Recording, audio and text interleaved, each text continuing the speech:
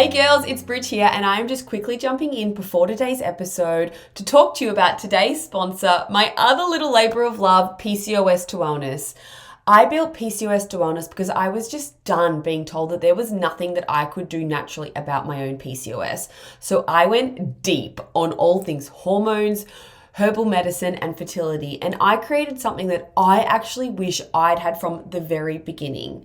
Our 100% organic herbal tea blends are designed specifically for us, for irregular periods, bloating, weight gain, hormonal acne, fatigue, hair loss, stress and fertility struggles, and everything else that comes with PCOS. Our 3 best-selling blends each have their own specific role. Sisterhood for powerful hormone balance and fertility, Chaihood for blood sugar management, energy and reducing inflammation, and Zenhood for sleep and stress support.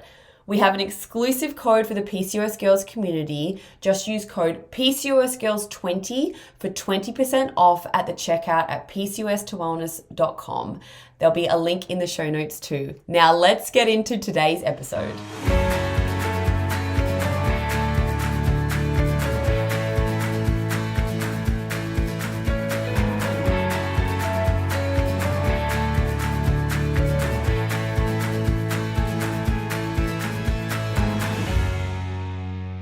Hello and welcome back to the PCOS Girls podcast. I'm Melissa Christie. I'm here with Bridget Warren. Hello. Hi. Hi. We're in season 6. This is it. We're here. We made it. We made it. My God. We had an accidental whole year off. It was an accident, I promise. It was really, truly an accident. It really was. We never discussed it. We never discussed it. We just got kept not busy. doing it. Yeah. So Life was busy last year. Yeah. But here we are. And I feel like this year is great. I am so excited for this year. Same. Do we think that's the year of the horse situation? Maybe. We are both horse girls. We do love horses. We're those weird the other horse day. girls. Oh, I was betraying our podcast and listening to another podcast. I was listening to the Amy Poehler podcast, which actually I'm going to throw in a recommendation. Do you listen? I guess I don't listen, but I love her. I should listen. Oh, you got to listen. It's so good. I don't listen to many podcasts actually, but she's a good one. I have listened to one with her. So it was with a really good guest. I can't remember who it was with, but it was amazing. And it was... She was saying that she has a theory that horse girls have really good thick hair. And I think we've got pretty nice thick hair. Oh my God. If you're looking on the video. Oh yeah. Oh my gosh. I am a little bit I'm actually regretting just doing that because I've just come a sweaty, hot, humid mess and my hair is looking revolting. Whereas Mel's is looking 10 out of 10. Lush mane over there. Thank you. You know what? 10 out of 10 for me, but I'm always a bit frizzy. So the flyaways. No, but you look amazing. I literally am a sweaty hot mess right now. But anyway, I came straight from exercise. All right, guys. Today we are talking all about PCOS on a budget. We're so excited to do this because cost of living crisis. We're all in it. Amen, I think we're sister. all tightening things and we're all on a budget. Well, most of us are, I think, at this point. I honestly think every single person is. It is what it is. It doesn't matter where you are at life. It's just that's what's happening. We got to do what we got to do. That's it. We're really keen to talk about it. I think that we've got some nice tips in here and real tips that we're using because we too are living PCOS on a budget. 100%. And I actually think that once you grasp the concept that PCOS is pretty much a forever thing, you go, might as well make this as affordable as possible because it's a long-term management we're here for. So it is, yeah. And I was just saying to you before, when I was trying to get pregnant when I was younger, PCOS was very different for me. It was it was easier to spend the money because there was this really big thing riding on it. That is so true. Yeah. It's something I've been thinking about for the past year or two. Yeah. And I'm just like, how do I want to manage this beast? Because I don't have those same goals now. And it's just, I'm in the long con now. We're here for the long haul. What was it? For the long flight, lol. That's not it. Long haul flight maybe is where I was going with that. But yeah, it's so true. And that is such a good point because when I was first diagnosed with PCOS and then when I was obviously trying to fall pregnant, I was throwing money at what things I could do to help manage PCOS or get my period back or boost my fertility. And then if you are in the next phase of maybe it's just the management phase, or maybe you are just now wanting to do this more affordably, it does feel a little bit overwhelming because you're kind of like, where do I go now? Because your previous phase was chuck every bit of money and resource you had at it. Exactly. Just like really, what else can I throw at this? To do that isn't there anymore as much. Obviously, we care about our health and we want to thrive and all of that, but how can we do it without chucking our whole bank account at it? 100%. Yeah. with saving some money, some dollars. A little. Yeah, so that's what we're going to get into today. It has been a while. Obviously, we had a little holiday app with you guys at the end of that last year. That was cute. We should do a little catch up on what's been going on. Do you want to start? Oh my gosh, I moved house. I think. Yes. I like just about to move house. I think maybe you were quite stressed about it because I know you had this time where you were like, I have nowhere to live. That's right. So yeah, it turns out I'm fine now. I have a house. We're in our lovely new house. We literally moved 5 minutes down the road, which also was what felt so stressful about it because it's like we're literally moving 5 minutes down the road, but we just did it the wrong way. You should, do not recommend moving out of your house over Christmas time and have nothing to move into. Very stressful. But we're here. So that was a big thing happening last year. And then this year, I am just like refocused on what I want to do. I'm feeling really good. I think because last year was like Flynn's first year of school, Willa's first year of kinder. It was just a lot going on. I had some massive business milestones in both of my businesses. So that was taking up a lot of my time. But this year, I feel really just focused and I have time to give to things, which I'm really excited for. I know. I'm in the overflow. I'm in the overflow. I know, which is really nice. And so I'm literally building a chicken coop of my dreams right now, Mel. I can't wait to show you. It's Wait, a chicken coop what? Of my dreams. Sorry, I thought you said out of my jeans. I was like, what? I'm also building one out of my jeans and it looks amazing. It's really warm. Oh, God. Stop it. Oh, so, yes, nice. I feel like I'm in overflow. Is that what we're calling it? Overflow? Yeah. Yes. Overflow. It's like the cup is full. You've got cup's full. And I think because we're not in that phase of everything's new, don't know what I'm doing. It's like I have consistency. I know what goes on at school now. I know how to work the drop offs and the pickups and the kinder days. And I'm also really conscious. This is my last year with little Willa at home with me before she starts school. Yeah. Unless I don't let her go, which I keep telling her I'm not going to let her go to school. And she's like, please let me go to school. That's actually a really smart little tactic to get them like excited for school. I know. I should have done that with Flynn because he did not want to start school. But yeah. So that's where I'm at, Mel. I want to hear where you're at. I think I'm not in the overflow, but I think I'm in the setting things up and getting into my rhythm for that. Oh, I don't know. Maybe I am in a bit of overflow. That is overflow though, because you can't be in that state unless you have that space to do it. So true. I just feel amazing. I'm so excited for this year and I'm loving life because I've finally figured out what I'm doing. Happy for the last sort of 6 months or so, I've just been like, what am I doing? I think I mentioned last year, like I really needed to get a job and bring in some more money for our family. And I just couldn't see what it would be because obviously we still have this and I've got my coaching business and all of that is still so meaningful to me. But I needed to work as well. And I could not for the life of me see what that would be. I just couldn't see what it would be. And then it just revealed itself to me out of nowhere, and it's going to seem so obvious, but basically I'm teaching singing again, which I have done on and off forever. So exciting. But I never considered I didn't think I would ever go back to it, actually, because I think as much as I loved the kids and I loved the actual lessons and everything, I think there was a lack of passion in me for it. Really, I just loved to sing. But I think the truth was that back then when I was teaching, I really wasn't singing. I wasn't performing. I was barely writing songs. And so I think actually it just made me sad when I was teaching on a level. Yes, that's so fair about it. And now I'm singing all the time. I have a band. I rehearse every week. I perform like fairly regularly. I'm writing songs all the time and I'm really in it. And it's put me in my community too. Like I'm so happy, dude. Like I think when you have an online business, I don't know if you feel this way, but when you have an online business, it's like your world is in there. And that your community too is in there. And I might have even talked about this last episode, I think, actually. I just really was not in my community, in my real world.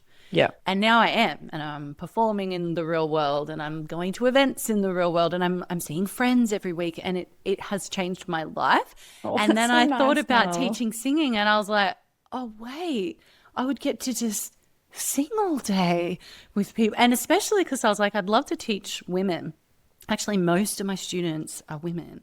That's so nice. I'm like just all day, like singing with women. Oh. It's a dream. You look It's so just a happy. dream. You're like so smiley. And I am. very nice though to have that feeling that you've found your purpose and, you know, that's you've been able to kind of like make this something you enjoy, but also now you can make money from it and you are giving back and you just look happy and radiant and I'm so happy for you. Yeah, it feels very, very good. So yes, everything's falling into place. I'm just finding the rhythm of it all, like when I teach and when I do the podcast and I'm doing voiceover work as well. So it's just fitting all the things in, but trying not to feel too busy. Just really actually trying to be intentional with this day's for that and this day's for that. I have a day that's for music. It's like rehearsal day with my band, and that feels very privileged and lucky that I get to have that space. Yeah. And this is like your first year with kids at school. Both kids. Yeah. That's the other flip side. Yeah. I mean, but it's good. It's going well. Like it's going well. She's all right. She always has a good day at school, but most days she also doesn't want to go. But that's just because she'd rather be home with me. Same. We'd all rather be home with you, Mel. Exactly.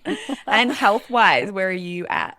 Health-wise, actually, and I think it's because of how vibrant and happy feeling. I am. Honestly, things have been a lot better. Although I must say, on the downside, I've been getting migraines, which I haven't had. I don't reckon I've had a migraine since I was like 13 when I ran a boil on the side of my head and it gave me a migraine. I thought it was this giant blind pimple. Oh, it was a boil. Like a cystic. No, it was a boil. And I was in science class and suddenly was like just in tremendous pain and screaming and crying. Anyway, migraines. I think it's related to my cycle, but I've got to be firmly in perimenopause at this point, I think. And I think I have seen that. I've seen some signs of that with my cycle and with test results, like my estrogen fluctuating. Yes. Because I've always run on low estrogen a bit and it being high. It's spiking. Okay, that's interesting. And I think that's very perimenopause of me. Yes. And that's okay. I'm trying to just part of it. Yeah. Oh my God, 100%. I'm trying to be unruffled about it. But honestly, my cycles have been good, like that's lengthwise. Yeah. Ovulating, all of the good things. Yeah. Like hair isn't falling out. I feel good. That's a plus. Just the migraines. The migraines. Little thing. Yeah, nice. So not bad. What about you? How's your health? Health-wise, good. I think I was coming off the back of last year, which is another reason I think I was just at burnout last year was I had that really bad, I had influenza A, but I had it really, really bad. I was very, very unwell and lost so much hair and just was so depleted. Like, so I was struggling to get up in the morning. I was struggling just to do anything really, if I'm being honest with you. And I feel like I've been able to turn a corner with that. I've really focused on things to get my energy back up, resting. And that was why I think another reason, like I wasn't ready to come back and do the podcast, but really focusing on that. I also was having really bad cycles last year, I'd have a lot of spotting prior to my bleed. So I feel like maybe 4 or 5 days beforehand. And I think that was part of why I was like perimenopause. Oh, it totally could be perimenopause. I knew mine wasn't because I knew it came off the back of being really unwell. And I think that was my progesterone was just not where it should needed to be. And stress was overriding everything. And so my body was just trying to get back to some sort of state of being able to function. Because now I'm fine. Like now the last 3-4 cycles have been fantastic. No pain, great bleeds. But so I'm good. My hair is growing back like in spades. I literally have, you can't see on the video, but this like about an inch of just like hair that's just growing along my part line. Even my hairdresser was like, she's like, I'm sorry, I can't blow dry this down. It's just, it's just very upright. But that's making me feel really good because that's just like a very clear, obvious sign that my skin's doing really well. But so feeling health-wise, I'm feeling really, really the best I think I said that to you before. I was like, I'm feeling the strongest and the fittest I have in many, many years. So, cool. Very happy. Yeah. Yes. That's one of my goals for this year. I want to get strong. Yeah. But I actually think I've said that the last 2 years in a row when we've started the podcast. Okay. But we're going to hold you accountable now. Every time. But now I think I have the space for it now. Because I'm getting so intentional with my week, I think it's. Yes. It's possible. Yeah, for sure. Yeah. All right. Okay, we should get into this. Let's do it. Okay. All right. We thought we would start by talking about nutrition. Yeah. And I think one of the really nice places to start when it comes to how can we like really maximize our nutrition without having to go and buy all these random superfoods that are really expensive. I honestly think that we can bring in some really nutrient dense foods that they're affordable, and they're affordable like inexpensive swaps. For example, like really vibrantly colored fruits and vegetables are so densely packed with nutrients. So if, for example, you were buying a cabbage, I would buy like a purple cabbage or a red cabbage or whatever instead of a green one. I would, if I was buying lettuce, rather than buying those sort of sweet, iceberg or whatever, icebergy ones, I'd be buying like the more like darker leaf, even bitter kind of like tasting. the rockets and they're so good for you. Yeah. And really good on the inflammation front as well. But honestly, I think part of like, how do we do PCOS on a budget? I really think what we're asking is like, how can we make sure we're buying as minimal supplements as possible? And so 100%. let's try and replete our body with as many nutrients as possible. And there's some easy swaps like that. Buying like purple skinned potatoes instead of the white skinned potato. If it's vibrantly colored, it's coming with more antioxidants, more nutrients. Even leaving the skins on things, because I think a lot of people remove the skins, but if we can leave the skins on, even just get my really good clean, then you're going to get so many more antioxidants and vitamins and things coming in that skin, because it's very... I think we grew up with our parents like taking the skins of everything. Totally. It's like we're relearning. We can leave them on. We just have to wash them. I think that was purely a lazy thing. They just didn't want to wash anything. That's so true. You're probably right. Hey. Oh, God. And it was also, I think that was at the peak of when they started to really use a lot of pesticides as well. So that was probably why they started to do that, get it off. Yeah. But if you can be buying, and even things like chia seeds, adding in chia seeds anywhere you can, because they are so nutrient dense and they're such an easy thing to add. And they're not the cheapest thing to buy, but they're not that expensive when you get so much, and you don't need a lot. Like sprinkle them on salads, put them in your smoothies, put them on your cereals, make cookies with them, add them to your baking. Like you're just adding in so many more these easy to absorb nutrients and minerals that we really need and are often depleted in. And they really do last ages. Jeez, oh my God, ages. I just leave mine in the fridge. We buy quite a big thing of them. So do we. Yeah. I actually made a list of some of the most nutrient dense foods on the planet. Let's do it. Truly, most of them are cheap.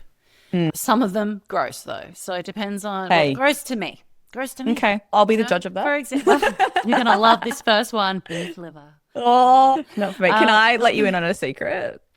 I feel like this is controversial. Okay. I have just started taking beef liver tablets. Whoa, that is controversial. Really controversial.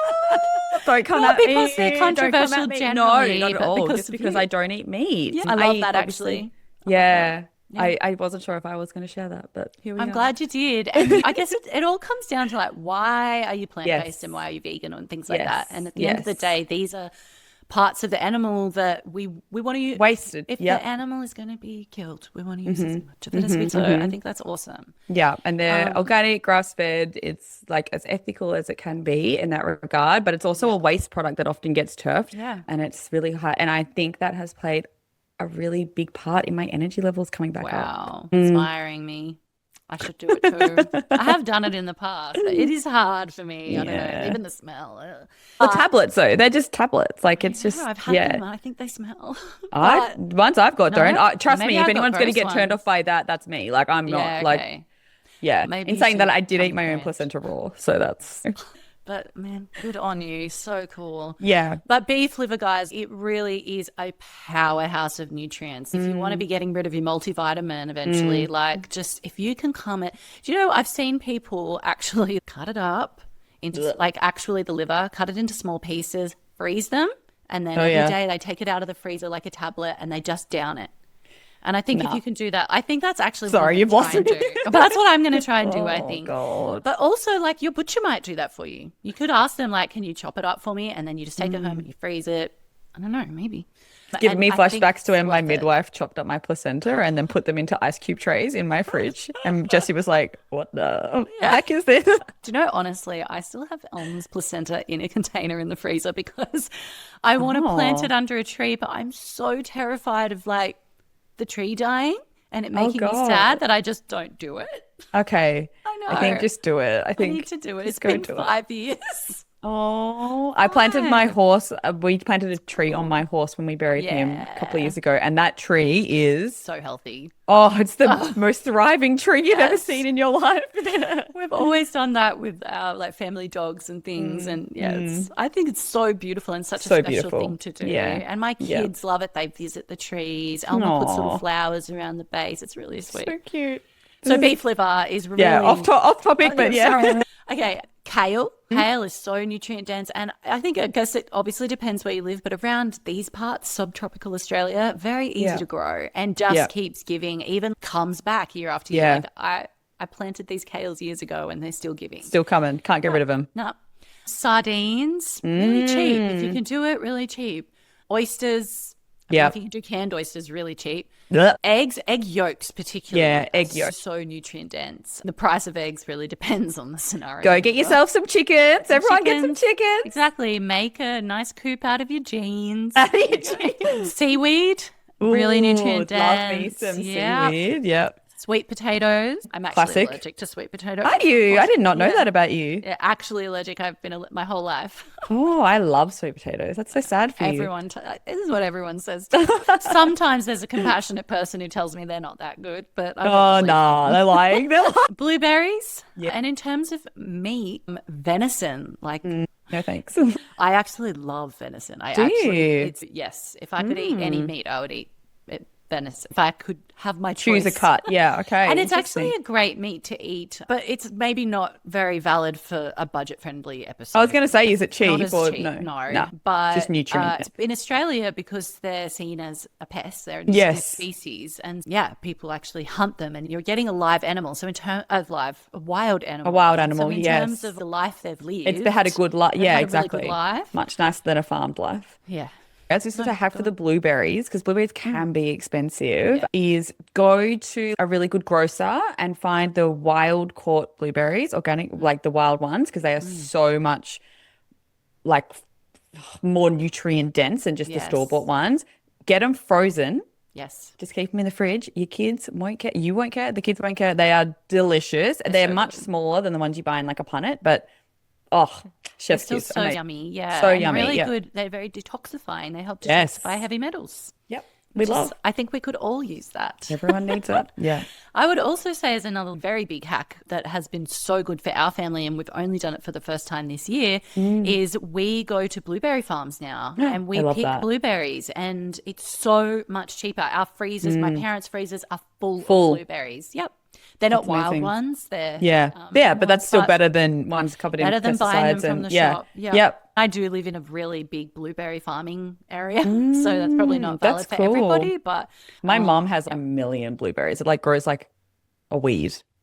yeah, So amazing. right. So Yeah. nice. I know, it's Man, so the nice. bushes grow big. I didn't realize how Yes. big they get. They're like taller than you. It's Yes, they're like, so okay, cool though. Blueberries. Amazing. I guess that leads into one of our points is that if I think a lot of people just don't consider that they can do this, but honestly, you can go direct to farmers for farms. Yeah. So things like that and farm gates, I love that. I love little stalls on the side Me of the too. road. I love them. And I feel like a lot of us we don't want to go out of our way. We're also time poor, but we're also struggling with just being actually poor these days with the cost of living. So if you honestly, if you're prioritizing PCOS on a budget, just make the time and Make the time. over and go and check it out. But because also, we're both lucky, Mel, because we have a lot of farms in our areas. So we do have that. It's quite accessible for us.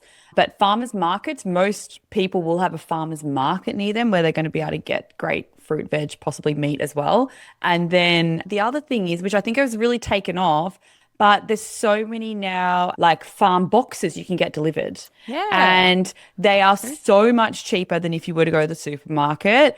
It's all seasonal. So I think that's the hard thing. Sometimes you get things that maybe you wouldn't normally get, but that's also the beauty in it is that you get this stuff that you wouldn't normally get. It's all seasonal. It's all fresh. You can get organic ones, like you can get ones that have meat or without meat, or just you choose like a family box, or if you're just two people. That was a real hack for us for quite a few years when I just had two little kitties and I couldn't get to farm gates as much and I just needed stuff delivered. I was doing that, and I really think that's a great loophole if you don't have farm gates near you. Yeah, I think that that's a really, really good point. And I think when you get food direct from the farmer, or even I know in most of the boxes that I see around, you really are getting better quality as well. Yes, so much better quality. If you are able to find a farmer, like a cattle farmer or something like that, like you're more often, if you're making a deal with them, you're going to be getting grass-fed beef rather than the grain-fed. Like you're just going to be getting better quality. And also on those boxes, and how you're saying how you don't always know what you're going to get, and you might get some stuff you don't normally cook with. If we're talking about being budget friendly, healing our PCOS, and you have gut issues, oh my God, having this is the a best. wide variety of fruits and vegetables in your diet is actually really, really good for the bacteria in your gut. And I would say that that's another way to do it. Yeah. To do it. Yeah, because you're always forced to, because you're like, I gotta eat it now. Yeah, that's right. And we're trying to save money. We don't want to buy pre and probiotics. Yeah. Okay, feed the gut bacteria with a wide range, and helping yourself immensely. Another thing we wanted to talk about on the nutrition front is batch cooking. Huge. It can really save you money, especially if you're able to, like for me, it depends how you batch cook. I'm like a once a month batch cooker. I know it means you can buy larger quantities of things, which often brings down the price of them and ultimately saves you money. It does mean you need a chunk of money to go out and do that shop. Do it, but that's in our family budget, is like the once a month extra batch cooking shop, and it's just sort of part of it. And ultimately, it is saving you money long term. It's 100%. So much money. So much money. The amount of stuff I don't just reach for in the cup. If I don't have batch cooked food, I'm reaching in the cupboard and grabbing this and that and this and that way more, and it's costing me more. Whereas when I batch cook, it's like I have the food and it's set. Yeah, and I reckon my cheap batch cooking hack is dal. Oh my God. So you couldn't find a cheaper meal. It's not. And it is so nutrient dense, so incredible. It has so many healing foods in there and spices and things that are going to be so great for PCOS and hormone balance in general. Yeah, and that is going to cost you, that could literally come down to 50 cents a meal, I reckon. I think you're right, honestly. Yeah, and I guess that's why it's such a huge food in parts of the world where there's more poverty and things, because it's just affordable. Like it's amazing. Affordable, and you get the nutrients. So that's why it works. Yeah. But that's an easy one. If you have it with rice, you're going to get that complete protein. Like it's very, very good for you. Yeah. Look, we're not going to talk much about body movement because I think a lot of it's a bit obvious, but we do still just want to do a shout out. If we're going to try and heal on a budget, reduce the amount of supplements we have, we've got to look at these fundamentals of health, and body movement is one of them. And we can there's so many ways to move our body for free. You can do things at home. YouTube is covered in tutorials, and there's so many amazing instructors on there. Yeah. We can dance, we can walk. Like it's all right there for us. So don't discount that. No, no, not at all. Yeah, like especially for insulin resistance, like walk game changer. Meal, I think that's the thing. Like the walking after a meal, that is just for your insulin. There's truly not much better for you than to go do that. And that is so easy. 10 to 20 minutes after you've had a meal. Go for a nice brisk walk. You're outside, like one of the best things you can do. It's going to help lower those spikes that you're getting. It's going to reduce those cravings that you've got. Like it's just a game changer, and so easy and free, literally free. That's right. And we're trying to reduce the amount of supplements. Yeah. These are the things. These are the little things that might be a shift in lifestyle, but are just impactful and powerful. When we move our body too, it's like we're getting blood circulation to our uterus. If you're trying to conceive, that really matters. And that is a very cheap, easy way, free, easy way to get blood circulating to our uterus and to our whole body. It gets our lymphatic system pumping, which means we're detoxifying. We detoxify through sweat. It's good for our mental health. It's good on so many levels. It hits so many of the PCOS buttons. Yeah, specifically PCOS. Anyone can do that, and it's going to be beneficial. If you've got PCOS, you're going to get even more benefits from it. That's right. Yeah. Okay. So if we're trying to heal PCOS, we're on a budget. I think we agree that focusing your attention into the root causes is going to have the biggest impact, because that's just 100%. True across the board, whether we're spending money on it or we're not. Hitting those root causes and helping to manage them and improve them, that's where we're going to get proper long-term healing and have the most impact overall. And it's the root causes. So everything's downstream from there. So if we can target those, we're going to have the flow-on effect of everything improving. And we can absolutely do that through lifestyle. Yes, there's a million herbs and supplements, and we talk about them all the time, and they're great. But also all of those root causes, the insulin resistance, the inflammation, the stress, the gut issues, all of them can be improved through lifestyle. So if you're really just trying to focus in, like, where do I start? What do I do? I've got no money. Uncover your PCOS drivers or your root cause, and then there's so many ways that we can address those. And we've got to have episodes on that already, and we can do more. Definitely if you want us to do episodes on that, we are happy to, of course. We can, for sure. But we could talk about that all day. There's just so many powerful things. Hi guys, it's Mel here. Since today's episode is all about managing PCOS on a budget, if you're trying to conceive or you're planning to conceive, I thought I'd better tell you that I have a really affordable little mini course for you. I don't know if you've heard people talk about PCOS and getting pregnant with PCOS as being something where you've kind of got to get all the puzzle pieces into the right place. I kind of subscribe to that, but I kind of don't, because what I've discovered over the years is that some puzzle pieces are bigger and more impactful than others. And what I've found is that if we can get those key sort of big pieces into place, we actually cover so much ground, and often that's all that's needed to improve things and get pregnant. So I've made a course for it. It's called PCOS Fertility Essentials, and it covers the 7 essential steps or 7 essential puzzle pieces that we really need to address when we're trying to get pregnant. And if we do that, we cover so much ground and we're just in such a good position for getting pregnant. It's only $17 and you can complete it in just a couple of hours. I'm going to leave the link in the show notes, so if you're trying to get pregnant or you're planning to get pregnant in the future, definitely check it out. Look, I think, the point is you've got to identify them. And I think that the easiest and best ways to do that is to go get blood testing, which you talk about a lot, Mel, and whether that's once or twice a year. It's generally speaking, a lot of it depends on where you are in the world. Like, it might be covered, it might not be covered. I still think even if it's not covered, it's still worthwhile because you do save money in the long term because you're literally buying specific supplements and things that you need to target what those root causes are. So it does save you money long term. It also gives you a really good indication of where you're at. It means you can see where there's improvements or if you're going back or whatever. I think that, and I know you talk about that a lot, Mel, and I think it's really important. And I think if you're looking for a place to start, getting those bloods done and having a baseline to work from is really, really important.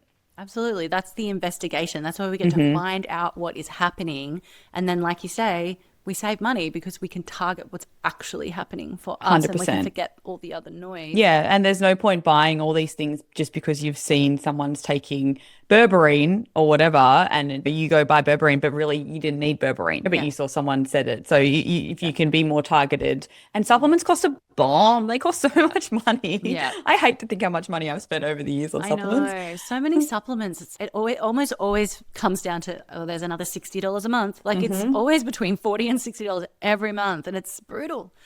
It's brutal.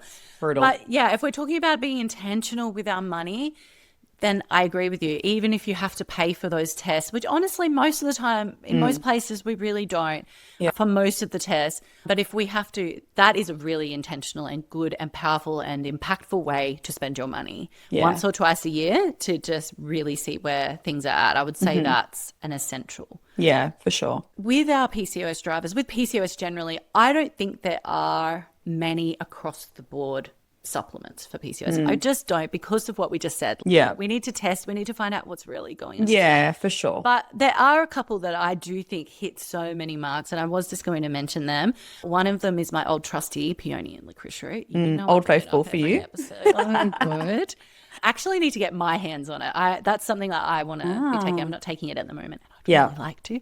But the other one I have to say is sisterhood tea. Genuinely. I think that is why it goes so well. So many people benefit from it is because the herbs you have chosen for that blend hit so many of the root causes and so many of the hormonal imbalances as well. I think it's a real across the board, and the detoxifying element of it too. Ooh, thank you, Mel. Thank you, Mel. I actually really appreciate that because like the story behind creating Sisterhood was literally because I was having to buy so many separate herbs that my naturopath had me on, and it was such a protocol, and it got to a bit of a laughing stock in the house because Jessie would walk in and it was like I had a full-on herbal dispensary on the kitchen bench, and I was spending so much money, and then I had to weigh them all out, and it just became, it wasn't going to be sustainable. And so that is quite literally where the idea came from. So when I worked with my naturopath to actually, I guess, get the quantities right and make sure there was no contradictions between the herbs and have it in one very easy to drink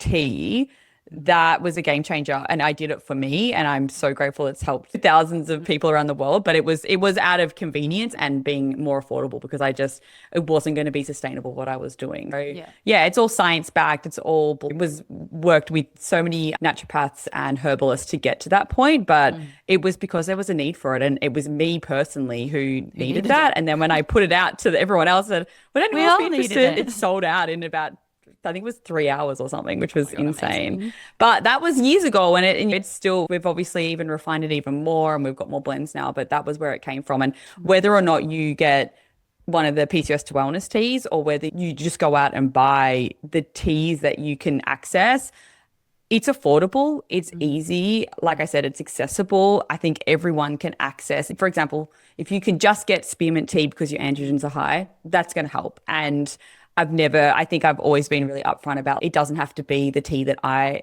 sell and create. It could be anything that is going to be beneficial. And it's something you can do every single day, multiple times a day, and you're going to get benefits from it. And it's also such a no harm approach, like having herbal teas. Totally. You're fine. Yeah, we love. I also have the kind of long-term, because as I said, I've been thinking about how do I want to manage this. And I really want to start growing more things. I want to start growing more medicinal things. Like I do grow spearmint. Yeah. Do you? That's so cool. Yeah.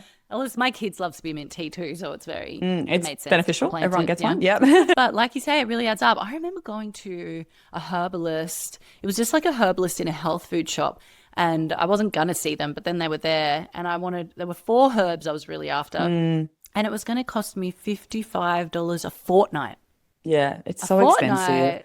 And it was just like, this is... I know, and it sucks because it's like, why does this have to be? And that was a huge thing when we were creating the teas, was like, I wanted this to still be affordable. Like the margins are so low on these teas because they are for you. I've just always wanted to make it accessible for people. It's really important for me because I think it's like that, Mel. Like you go there and you're like, that's so much money to spend on herbs every fortnight. And the other thing is because you want to buy the herbs that are organic and ethical, because most herbs are covered in pesticides. So that almost like does the opposite effect. And the other thing I will say with the herbal teas, if you can, you want to go loose leaf, because a lot of teas that you buy, particularly from the supermarket, things like that, are going to be in tea bags, and tea bags are literally made from plastic, and then you heat it up, which makes it even worse. If you can, we want to be going loose leaf is the best. You're never going to have any problems with loose leaf, and organic, of course. And then the second one to that is if you still love a tea bag, which we don't sell, we only sell loose leaf. But if you love tea bags,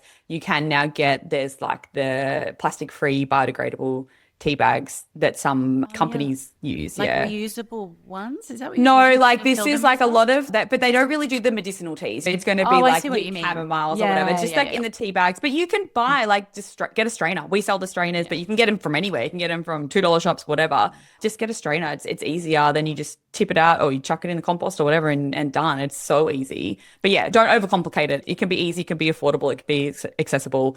It's something you can do every single day. Just do it. Agreed. Okay, we're going to talk about endocrine disrupting chemicals and reducing those in the home. Yeah. I was thinking about this one because I remember one of the biggest things that when I was starting my PCOS journey was I was looking around and realizing very quickly how basically my whole home was full of endocrine disrupting chemicals. And that was the one thing I knew I had to get rid of, but it feels very overwhelming. It also feels very wasteful to just start throwing things out left and center. So I think it's also expensive to then go and replace everything. I think I have a few things that I would start with if you're kind of like, oh, I don't really know where to start with this. The first would be plastic containers have got to go. Like we just don't want, to a certain degree. I think if you are using them for microwaving or heating up purposes, like that's where you draw the line. And maybe I don't use the microwave very much, but if you're microwaving something, don't do it in plastic. Make sure you tip it into like just a normal bowl, or maybe buy some glass Tupperware, but that's a really good, easy one to start with. And it's not going to cost you a bomb. Just set yourself up and then they'll last you forever, those glass Tupperwares. Or just don't use the plastic container. If it's been in the fridge in plastic, whatever, take it out. Don't heat it up in the plastic. The other one I think is so easy to do is switching out your cleaning products. Now, cleaning products cost a lot of money. I don't know if that's just I'm noticing that, but if you look at how much cleaning products cost when you're walking down the supermarket aisle, they are so expensive and they are full of shit. Just most of them are laden with endocrine disrupting chemicals that are not going to do any good for you. And then you're putting them all around your home. So one of the easiest swaps, but also the cheapest, is don't go buy those things. Get yourself some great vinegar, some bicarb, some eucalyptus oil. Done. That's all you need. Like you don't need much more than that. And you were going to save so much ground. Hundreds of dollars. And your house smells amazing because you put your essential oils in. Vinegar, I buy those big, like the big jugs of it. Yeah. I think it's $2 cheap. It's so cheap. Yeah, I think that's such an easy one to do. Yeah. And then another little hack I have is if you have a perfume that you love, and we know fragrance is the devil when it comes to hormones, but hey, like, especially like if you're someone with inflammation, this is really matters for you. Like the endocrine disrupting chemicals, very inflammatory. And like I sneeze with any fragrance. I've become so sensitive to fragrance now that I have to get out of shops if they've got fragrances going. Like I smell it from a mile away. I'm sneezing. I feel itchy, irritated, but I didn't feel that. It's only because I've become very sensitive to it now. But I think if you do have a fragrance or you've got a makeup that you love that you know is probably not the cleanest, don't get rid of them if you don't want to. Keep them and just use them for that special occasion that you have every couple of months. Use the perfume, use your nice makeup, wash it off, and then when it's finished, maybe swap it out for something better. But if you really are like, I don't want to get rid of my $200 perfume, I get it. That's so fair, so valid. But maybe we just limit how often we are using it as much as possible. Yeah, absolutely. And I'll also say, if like making your own cleaning products, I just love that. I think that's so great. And I think those, like the vinegar, the baking soda, the eucalyptus oil goes so far. It's like it does such a good job. But if that's not your ticket, like you're not into that, I will say if you just buy like a natural, like a dishwashing soap, like dishwashing liquid, there's heaps of them these days. So many now. Really clean. Yeah. Like we don't need a spray and wipe for the benches. We don't need something different for the floors. Actually, like dishwashing liquid does everything. Everything. You're fine. You're good. Yeah, you're good to go. Just don't wash my clothes in it. I definitely draw the line at clothes. Yeah. But it's great. So true. That's just one product. It's very simple. Yeah. And it's going to cover your whole home, really. Actually, what I do is I will do like a mix of vinegar, a little bit of like a natural dishwashing solution, and then an essential oil. And then I just put that in a spray bottle. And that's what I use to spray around the whole house. And it does wonders. Amazing. Yep. All right. Love those. Okay. I wanted to say that if you're wanting to see a natural health practitioner, we know that costs money. We know we're trying to be on a budget. I would say you can absolutely maximize what you get out of that session. There are things we can do to ensure that we can reduce the number of sessions basically that we need with a naturopath. I think you can get a lot done in a single session. I think you can get like everything done in 2 sessions, if not the first. Obviously, they're going to want to see you ongoing. Obviously, you're going to want to see them ongoing. Of course. But if we're on a budget here. So I want you to get the most out of that first session as you can. So what I would say is go and do all that testing. Get thorough testing done. Get all your androgens tested. Absolutely everything you can. We have other episodes all about testing. Yes, we do. Get all that testing done before you book in with a naturopath. When you are looking for a naturopath, give them a ring or send them an email. Make sure there's somebody who has worked on PCOS or fertility or whatever you want to talk to them about. Make sure there's someone who is across that so that you're not wasting your time with someone who's not really in that field. Yeah, that's a great point. So I would definitely get in touch with them first. And then I would compile all your test results. I would actually compile a list of your symptoms.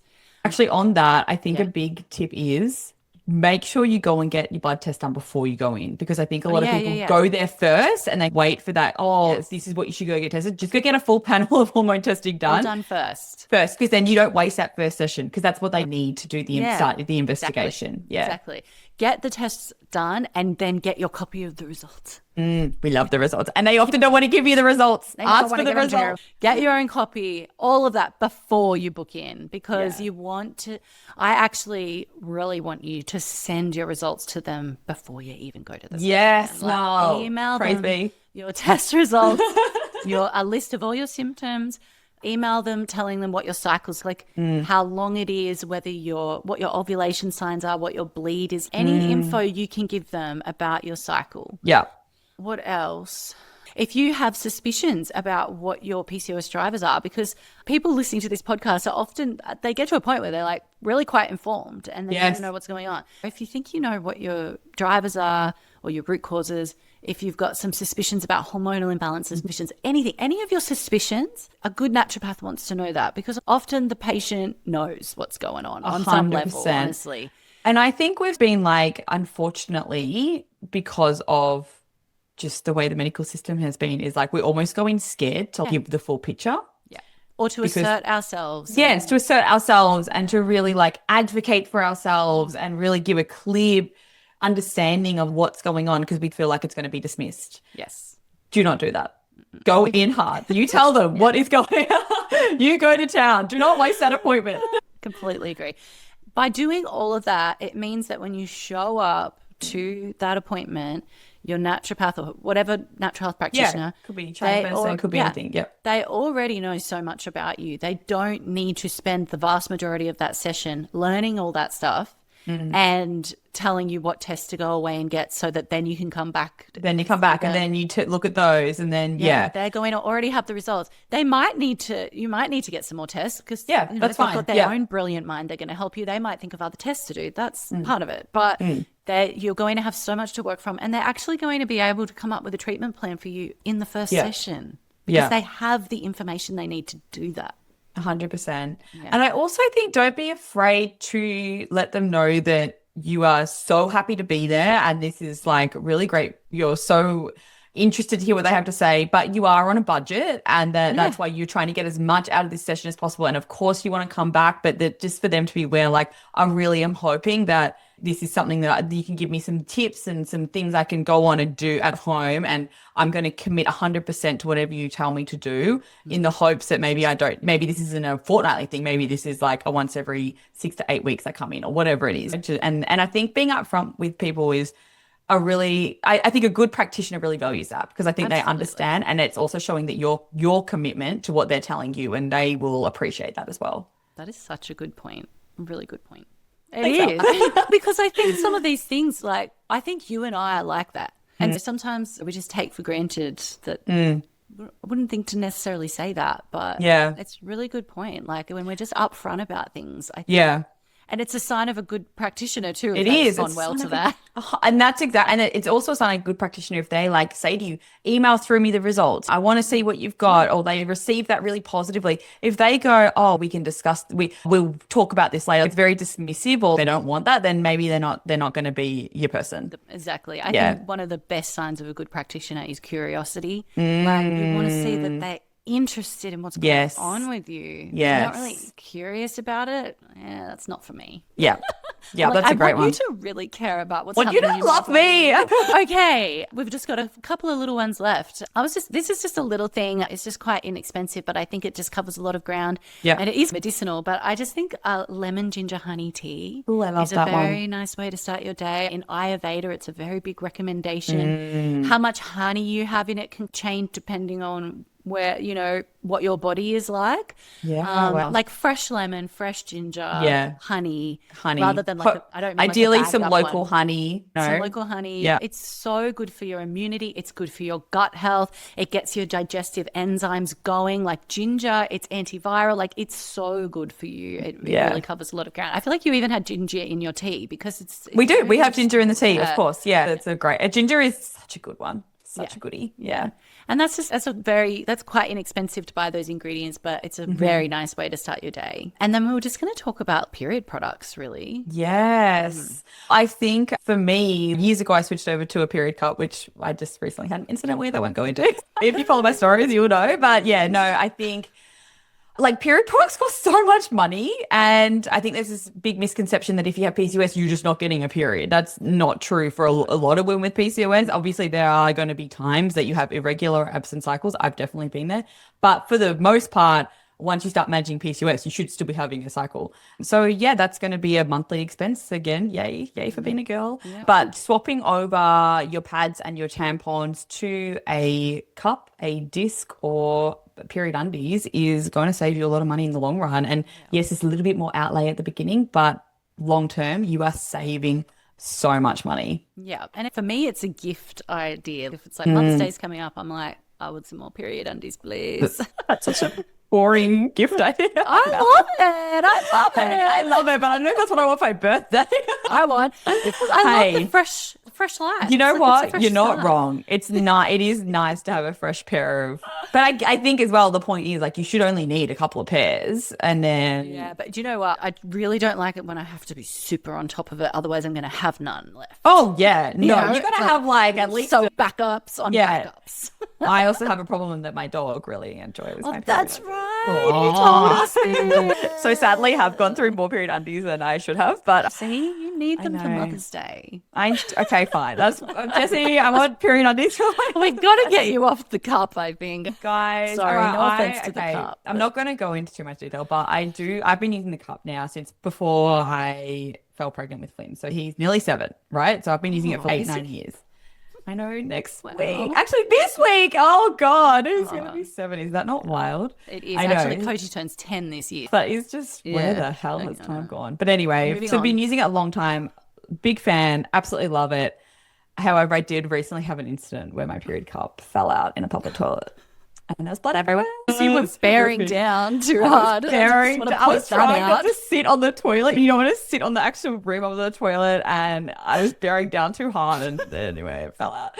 Poor Willa was in the toilet with me. It was just blood. You don't realize how much blood is in those cups until you see it splattered all over the room. Totally. Anyway, but that was a one. I've been using it for a long time, and I've had 2 stories. I've shared the other story on here a long time ago, but yeah. But otherwise, I'm going to try the disc. I'm down to try the disc. Yeah, and you have to report back because I've never used a disc. Yes, I will report back. Apparently, there's a lot of perks to the disc, so I'm going to come back with some real life reporting on that one. I'm like a let it flow person. You love to have the undies. I love undies, and I actually am thinking about buying some reusable pads because I'm like, there's no difference in that to the undies. There's actually not how none. You care for them. And sometimes I'll use a pad because I'll just not trust. I'll have extra the period undies on, and I'll put a pad on sometimes when it's really heavy. And I'm like, I don't want to do that because I don't like buying pads. Anyway. I love that. But again, like the whole point of this was affordable things. Yeah, there's a little bit more in the outlay, but the long term is so much better. And also, unless you're buying like organic pads and tampons, there's chemicals on all of that as well. So using these other products, there's no chemicals in those. So it's another win as well. So yay.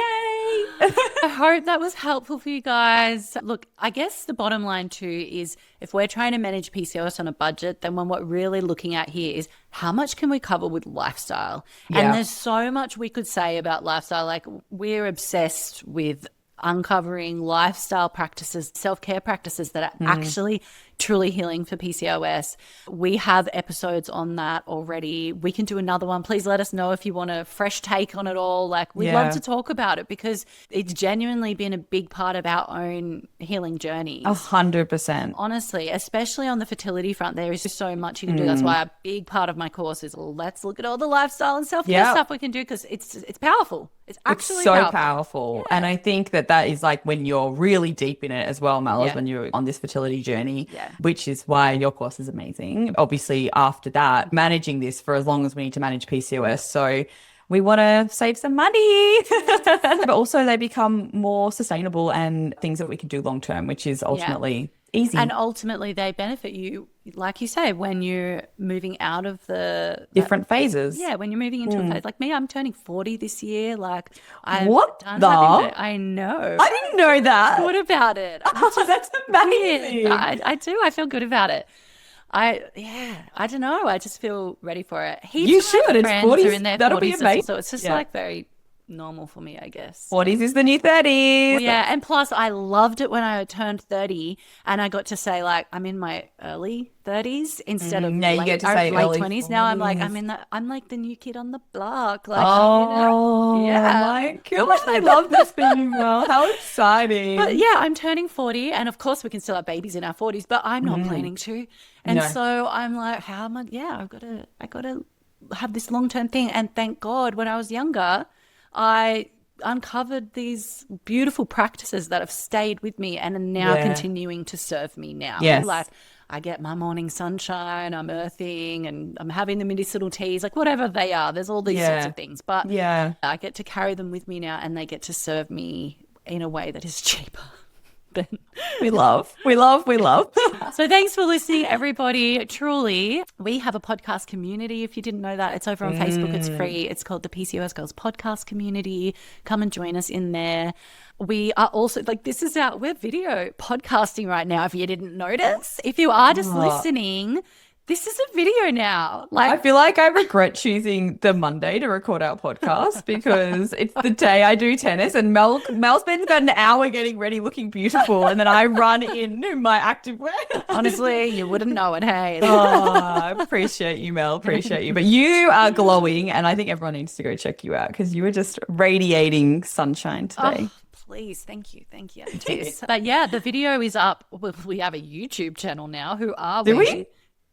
How else do you think it's on YouTube? I thought it was just on the spot, like you know how on Spotify yeah, video pops up? I was going to say it's also a video on Spotify. Okay. So you can watch it on Spotify or you can watch it on YouTube. I'm really going to make an effort next week. I promise. Yeah, maybe I need to catch you up a little. Oh, God. Actually, we should do a big shout out to our newest team member. What on Yes! earth? Well, How do we have we a not team. open with this? Yeah, we have a team, guys. We've really leveled up this Whole year, didn't we? Yeah. Beautiful Kaylee, who is editing our podcast and actually doing so much of the production for the podcast as well and our social media. Thank you, things as well. Kaylee. So thank you, Kaylee. We're so excited about it. Yeah. Absolutely pumped for this year and she's a big part of why. And I will also say, like, Kaylee is a listener. And she's such a great example of shoot your shot. Like she just came into our DMs, was like, hey, and she's truly a listener. Like we have messaging history with Kaylee and she's an editor and how good is that? And literally it's so good and we literally really wanted a new editor so it was divine timing and she's a listener and it's just so special so we feel hi Kaylee, so good about thank you and thanks for listening everybody. Bye.